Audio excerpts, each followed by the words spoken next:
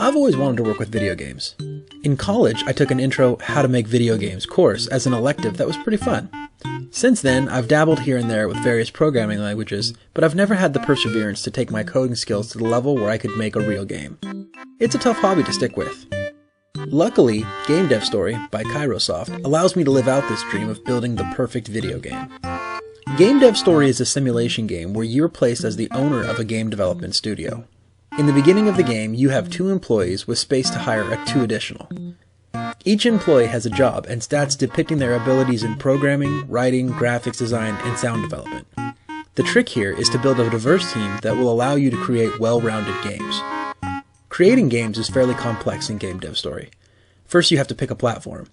Over time, new platforms will be released by various hardware makers, and you'll have to pay a license fee in order to use each new platform. In addition to the platform, you'll have to choose which genre and theme the game will follow, as well as allocate focus points towards the specific pieces of the game you think you want to spend more time on. Once you've chosen your direction, you're ready to start developing. The development process works in 3 phases: gameplay, graphics, and sound. For each phase, you have to pick a lead and then sit back and watch your employees go to work. Throughout the process, they will create and find bugs, and when fixed, they will generate what they call research points. These points can be used at any time to level your employees up in their profession, or used towards benefiting your game. Once the game is finished, you can name it and ship it out. Let's hope it sells. As previously pointed out, you can level up your employees, but that isn't all there is. Professions have a max level of 5, but employees can use certain items to change their profession and level up again if you want. Watch out, because leveling and training your employees will make them more expensive, so you better be cranking out some great games if you want to keep that top talent around. The graphics of Game Dev Story are very retro, but for some reason or another, it feels right.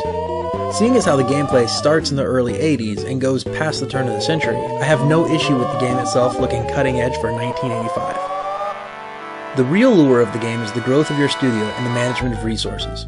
It all works together to build an X factor that's difficult to explain, but this game is amazingly addictive. The first time you get that #1 top seller, you'll jump for joy. I also found that I got attached to my employees. On my first playthrough, I respected one of my first developers so much that despite there being better employees available, I kept them around right to the end.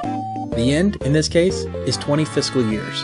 At that point, you can choose to start over, saving certain stats, or continue on, knowing that the game is no longer tracking your total money made. Game Dev Story is a solid game for those familiar with the RPG genre. Due to its unconventional presentation, some reluctance to it is expected, but I recommend a purchase despite this.